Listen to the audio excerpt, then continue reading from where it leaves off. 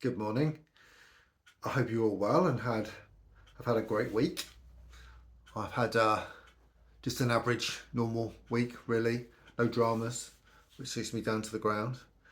Um, but this week I want to talk a little bit about anxiety. And I've entitled this vlog, Am I the Most Anxious Gay in the World? Now, I've spoken about anxiety in the past, and the big the big part it's had in my life, because ever since I can remember, from when I was a small child with those first memories, I've had anxiety. Now, that got me thinking, as it would. Someone with anxiety overthinks, thinks and thinks and thinks. And I thought to myself, was this meant to be? Am I supposed to be this anxious person? So I did a little bit of research on the internet and come up with all sorts of theories and different hypotheses for the reasons I am the way I am. And I suppose every single one of them rings true, literally. Let me just go back to the beginning. So, as a child, I was overweight. I was chunky, to say the least. And my first anxious thoughts came from physical education. And it's a subject that I avoided doing for years and years and years because of it. And I was always that last child to get picked in physical education. And that kind of got to me in a big way.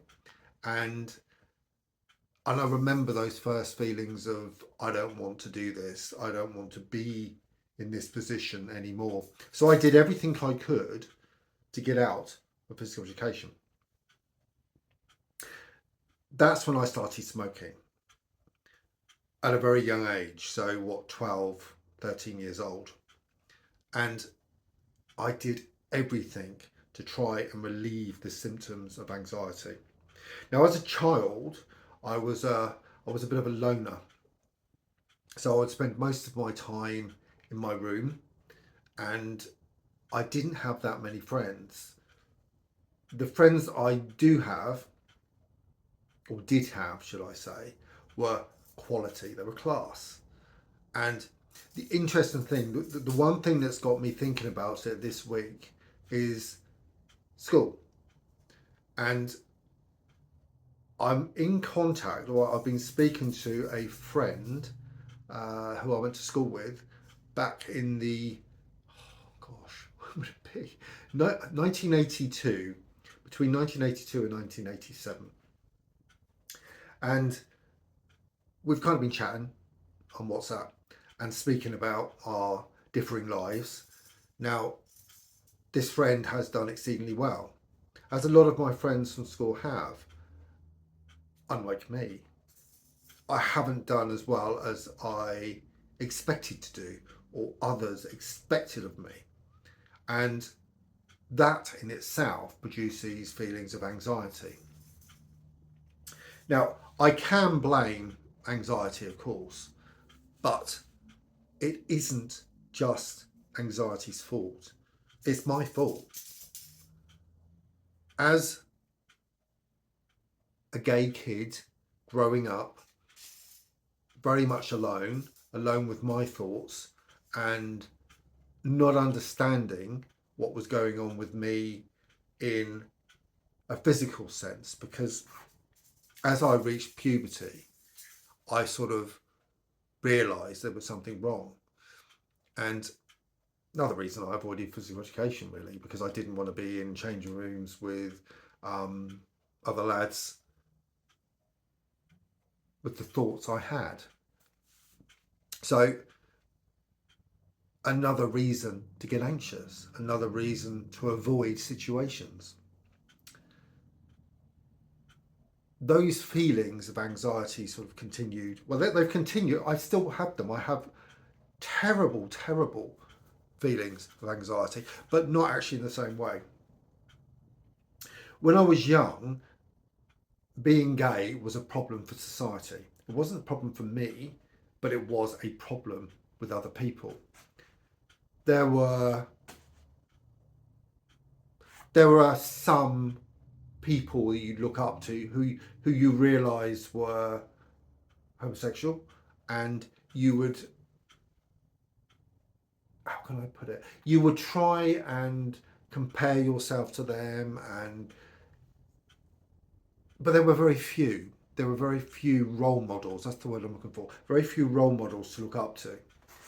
And I suppose at the time, sort of, especially in the 1980s, there weren't that many role models for people like me on television.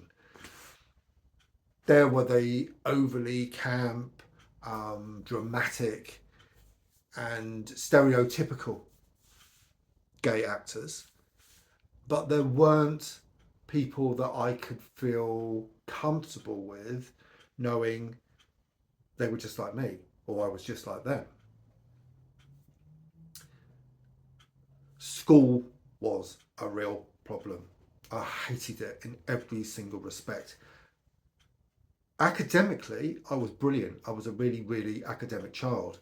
And I remember my parents once said to me, you know, you will go far because you've got that brain. And I had an interest in politics and history, in many, many different aspects of life. I also enjoyed writing. I still enjoy writing, as you're aware, because I'm a blogger. And I enjoyed drama. I enjoyed many, many different things. But through every stage of my life, anxiety has kicked in and told me, you can't do this. You're not worthy. You're not good enough. Don't even try. Don't even bother. So I didn't. The writing itself, so the writing I do, for me, is quite healing, it's quite cathartic. And I do it because I offload feelings, emotions, and how I'm dealing with different aspects of my life. So it's really a personal log of everything that goes on. A bit like me speaking to you now. I've learned that expressing myself in writing is my genre. It's what I like to do. But I have sort of progressed into doing these small video logs because the arthritis and the pain in my hands and wrists, it's easier for me to sort of communicate in this way. And the fact that I have these pains gives me anxiety.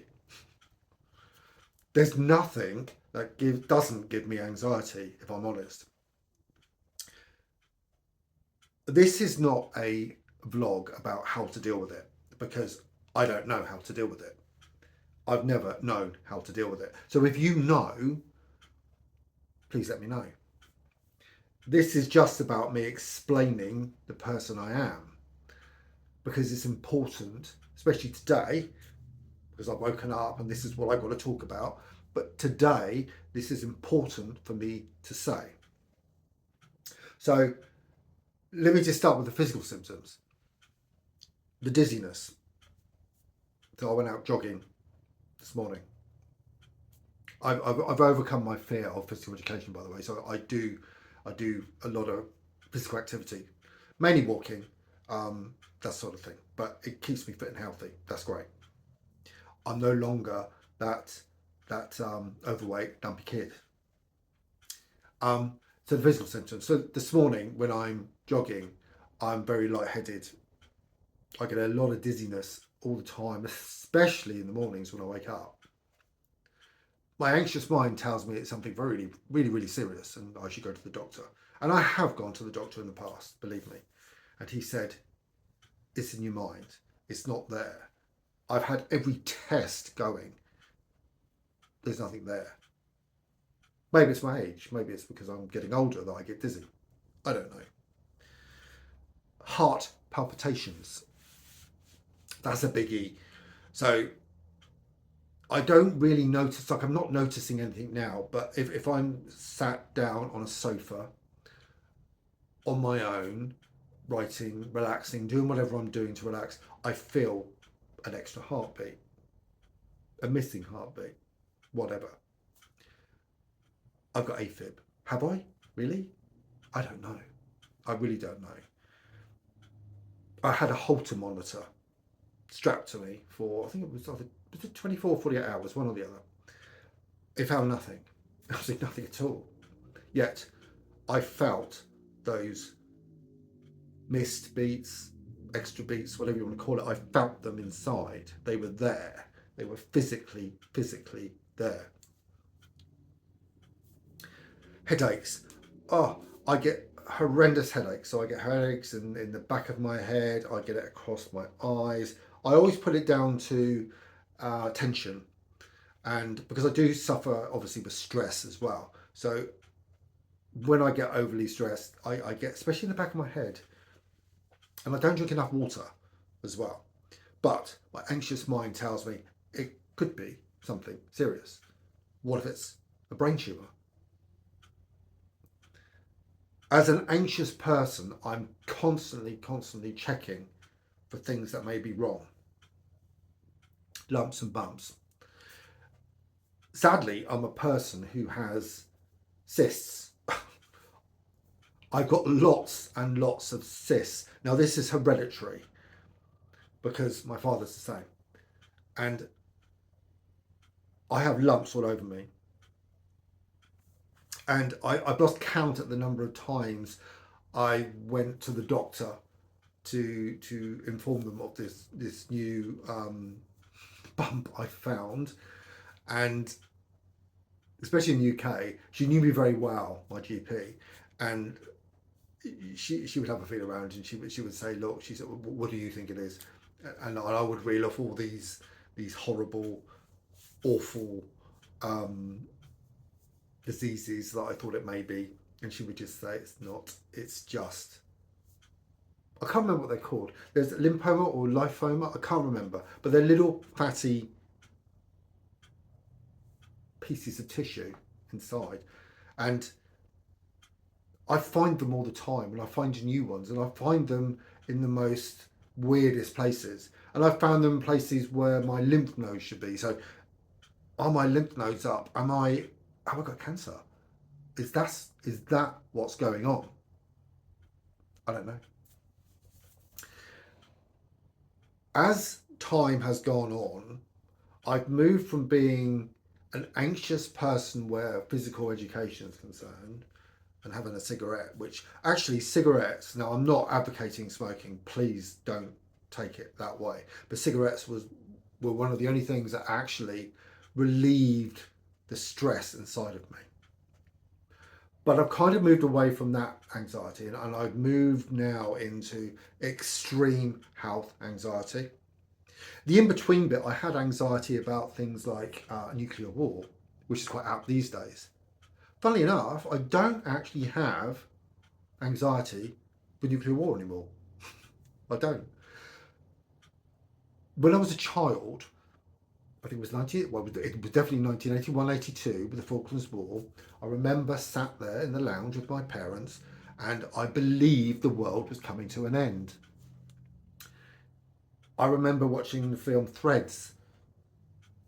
Was it The Day After Tomorrow? There was a number of different films about a nuclear war in the UK, across the world.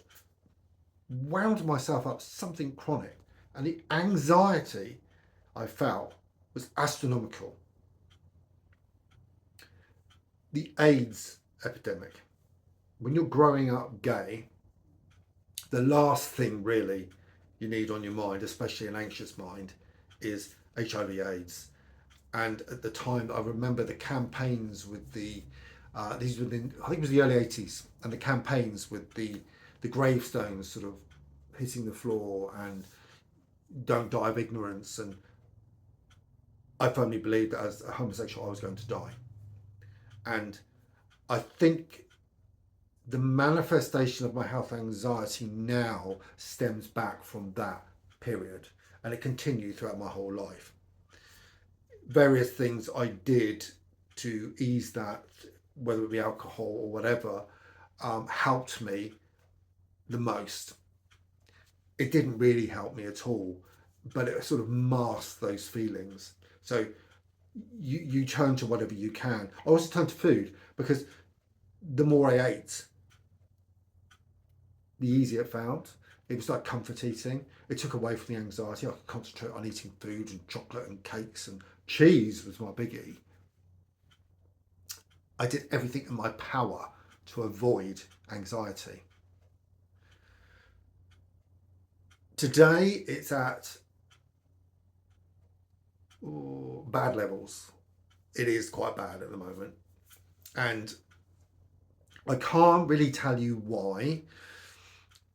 People have messaged me, especially in recent times, and have said, look, you've travelled all over the world, you've lived in different countries, yet you suffer with anxiety. And why is that? Why would you do these things if you suffer with anxiety? Surely an anxious person will lock themselves away.